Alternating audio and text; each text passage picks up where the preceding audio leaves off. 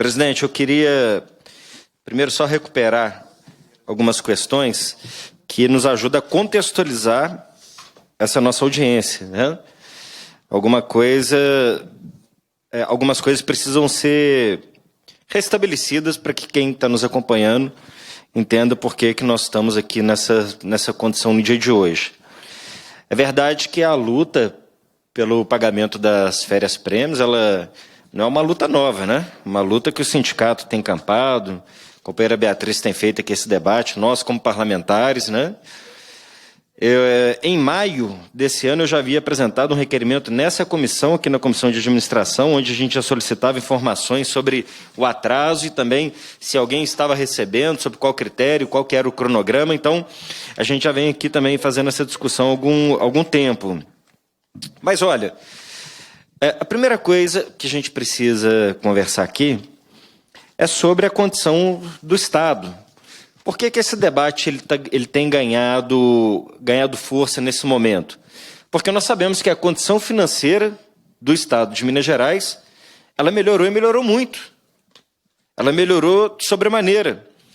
Porque quando a gente fala dos passivos do governo passado, é importante que as pessoas saibam que o governo passado também herdou um passivo de quase 7 bilhões de reais de déficit orçamentário. E um passivo que se combinou à queda das commodities no mercado internacional, um passivo que combinou um cerceamento sofrido por Minas Gerais por parte do governo federal pós o golpe que ocorreu no nosso país, com o golpe contra a presidenta Dilma, uma série de acordos que haviam sido feitos nos governos passados e que caiu na conta do governo em governos anteriores, como, por exemplo, o acordo feito com a segurança e que foi quitado pelo governo passado. O passivo também que existia com a educação, a deputada Beatriz se lembra bem, que houve um esforço também de recuperação desse passivo a partir do acordo feito em 2015, que nós participamos ativamente dessa construção. Então, há também um passivo herdado do governo anterior e, consequentemente, algo ainda restou para esse governo.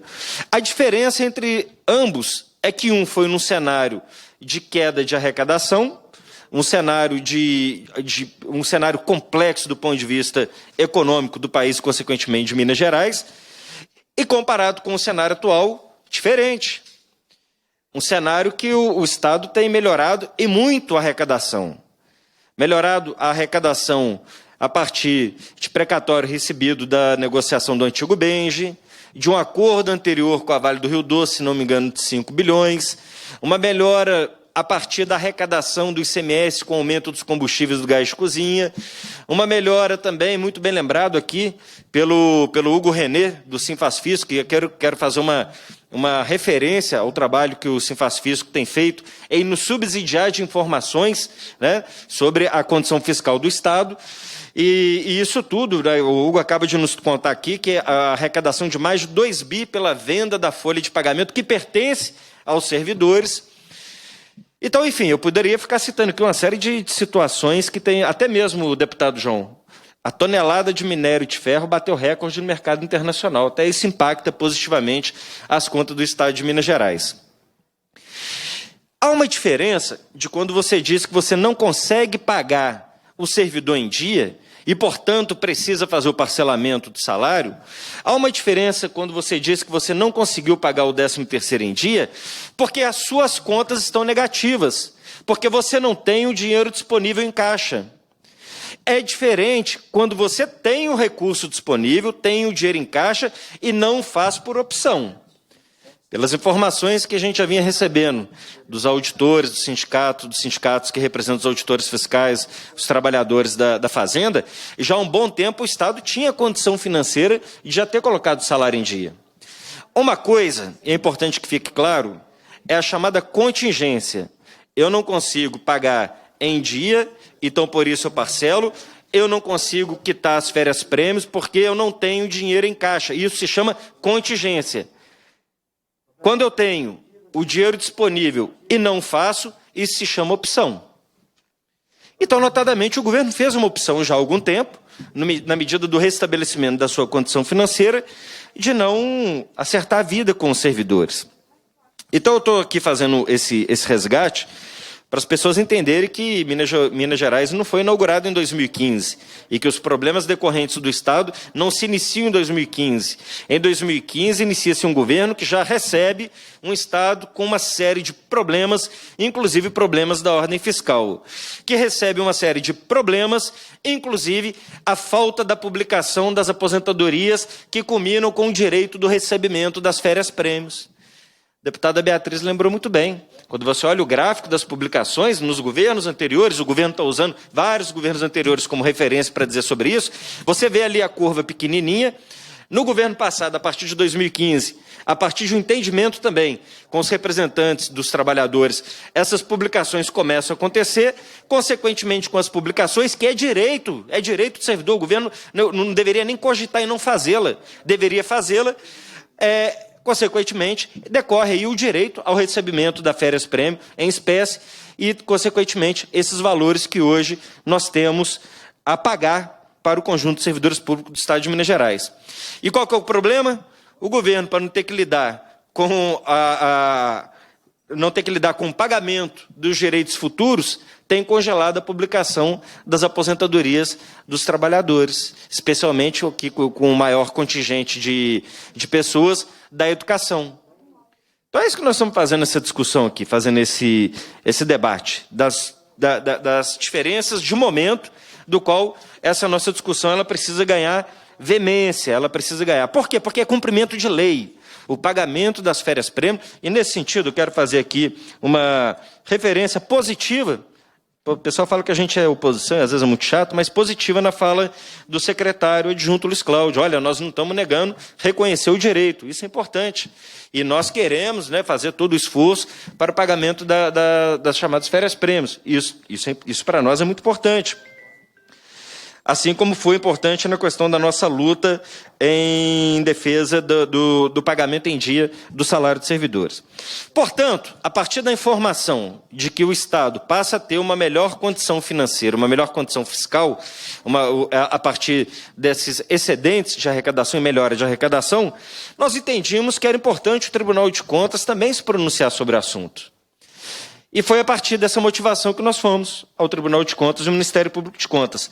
Eu vou ler rapidamente, presidente, aqui, para que as pessoas tenham ciência do teor do documento que nós encaminhamos ao doutor Viana, que é o presidente do Tribunal de Contas do Estado de Minas Gerais. Né? E a gente faz aqui uma referência, né? E o documento fala o quê? Trata-se dos atrasos dos pagamentos das férias-prêmio convertidas em espécie para servidores públicos estaduais, conforme preconiza o artigo 31, parágrafo 4º da Constituição de Minas Gerais, artigo 117, em especial, parágrafo 4º do ato das disposições constitucionais transitórias da Constituição Estadual. E no documento a gente discorre sobre toda essa questão financeira do Estado. Nós lembramos aqui, que nos últimos anos Minas Gerais apresenta um quadro de melhora da arrecadação em virtude, entre outros fatores, de receitas extraordinárias, como transferências da União, suspensão de dívidas, como foi a suspensão do pagamento da dívida com a União de 6 bi, uma ação do governo passado, do qual o efeito dessa liminar se faz presente até hoje no governo Romeu Zema, pagamentos da Vale e levantamento de valores do Banco do Estado de Minas Gerais, o antigo BENJ. A trajetória ascendente não foi significativamente abalada pela pandemia, uma vez que as previsões de arrecadação tributária foram cumpridas no âmbito do Estado em 2020. Além disso, em 2021, a arrecadação cresceu, vejam vocês, 49,12% em abril, 45,85% em maio e 46,62% em junho, totalizando um salto de 8,9 bilhões em comparação ao primeiro semestre do ano passado. Registre esses números.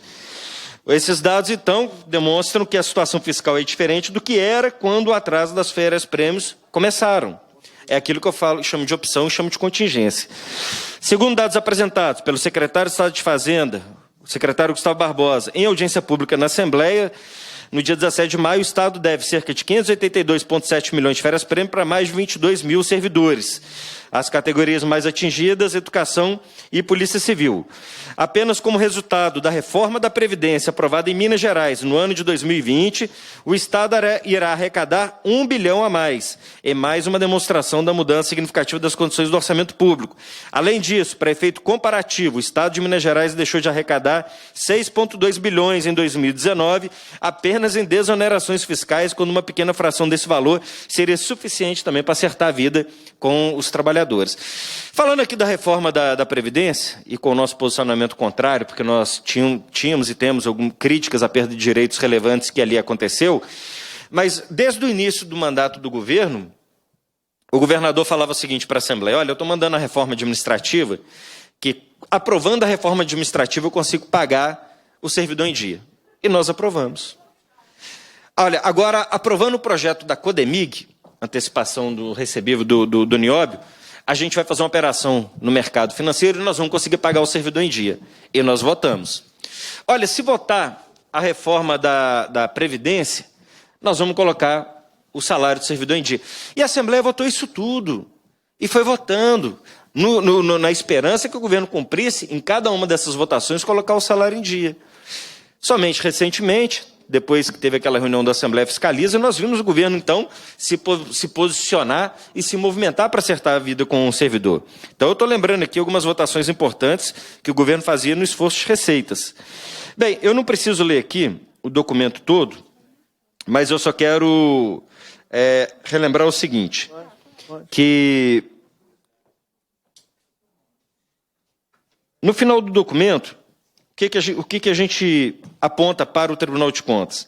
Percebe-se, portanto, que há problemas com a transparência nos dados orçamentários do governo de Minas Gerais, sendo necessário esclarecer se o Poder Executivo já poderia ter regularizado o pagamento das férias-prêmio de servidores e se há descumprimento de obrigações constitucionais por parte do Estado, prejudicando milhares de servidores.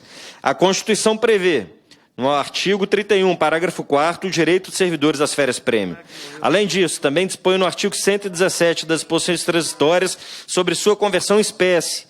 Em 2018, uma emenda acrescentou o parágrafo 4º, estabelecendo que o Estado pagaria, no mínimo, 20% do valor que deve aos servidores que fazem jus a férias-prêmio convertidas em espécie. Contudo, o governo de Minas Gerais tem deixado de realizar os pagamentos, avolumando as dívidas com os inativos.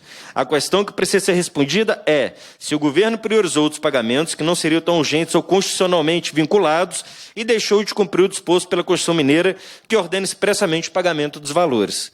Pelo exposto, solicita-se a atenção desse egrégio tribunal, atuando para fiscalizar o bom uso dos recursos públicos. Em decorrência dessa nossa representação, o presidente do tribunal nos responde, excelentíssimo deputado, agora em 30 de julho. Com os meus cordiais cumprimentos, cientifico, Vossa Excelência, que a documentação em referência foi encaminhada à Superintendência de Controle Externo para análise pelas diretorias técnicas competentes. Atenciosamente, José Alves Viana, o conselheiro presidente. Então, essa foi a representação que nós fizemos ao Tribunal de Contas do Estado com a seguinte questão: sendo o direito a férias-prêmio um direito constitucional previsto em lei e, em decorrência de disponibilidade financeira e de recursos do Caixa do Estado, estaria o governo incorrendo em crime de responsabilidade ou ato de improbidade administrativa em não efetuar esses pagamentos? Essa foi a questão que nós trouxemos. Evidente que naquela semana, quando o secretário Gustavo Barbosa anunciou que o governo já estava trabalhando num calendário para quitar as férias-prêmios e que assumia o compromisso, ao que está na entrevista, a quitação desses valores até o final do ano, evidente que foi uma resposta positiva, uma resposta rápida, uma resposta que talvez responda até aos nossos questionamentos feitos ao tribunal, né? De maneira que a gente consiga aí finalmente acertar a vida com os trabalhadores que precisam receber. Mas nós precisamos saber qual é este calendário, nós precisamos saber qual é este cronograma, nós queremos saber quais os critérios serão estabelecidos dentro daquilo que o escopo da lei determina e quais serão os prazos. São as questões que foram levantadas aqui e que elas precisam ser apresentadas por parte do governo. Por fim, dizer que também tem atuado no esforço de que possamos ajustar outras deficiências que nós encontramos na relação do Estado com os servidores. A proposta que também a gente está apresentando aqui, como no projeto de lei 70 de 2021, trata-se também, deputada Beatriz, da questão da progressão nas carreiras. É outro problema. Depois que nós fizemos o debate das férias prêmios, os servidores começam a procurar também com outras demandas. Olha, Cristiano, soma-se a luta também na questão da progressão. O que ocorre? O trabalhador já tem a condição legal da progressão, ele preenche todos os pré-requisitos para a progressão, ele solicita a sua progressão, mas a progressão, a publicação, ela demora. E nessa demora, quando ela é feita, já criou-se um hiato, criou-se um vácuo, do qual ele tem perda financeira, mesmo já estando habilitado a receber os valores referentes à sua progressão, e isso também com impacto na carreira como um todo. Portanto, nós estamos apresentando o seguinte artigo, no projeto, alterando a Lei 869, de 5 de julho de 1952. Os efeitos financeiros decorrentes da promoção e da progressão são direitos do servidor a partir da data da comprovação dos requisitos legais exigidos para a concessão, sendo devido o pagamento retroativo referente ao período compreendido entre esta data e a publicação da promoção ou da progressão. Então, eu fico por aqui nessa primeira exposição, presidente, mas somente para poder reafirmar a importância que essa audiência proposta pela deputada Beatriz, que a Comissão de Administração Pública realiza, e dizer que nós nos somamos a esta luta importante. Eu faço em resposta a todos aqueles servidores que nos procuraram, que têm dialogado, que têm apresentado a situação dramática de suas situações. São dinheiros que são esperados para acertar dívidas, são dinheiros que são esperados para acertar questões de saúde, são dinheiros que são esperados para que as pessoas possam ter o mínimo de conforto depois de ter tido uma vida inteira dedicada ao serviço público. Obrigado.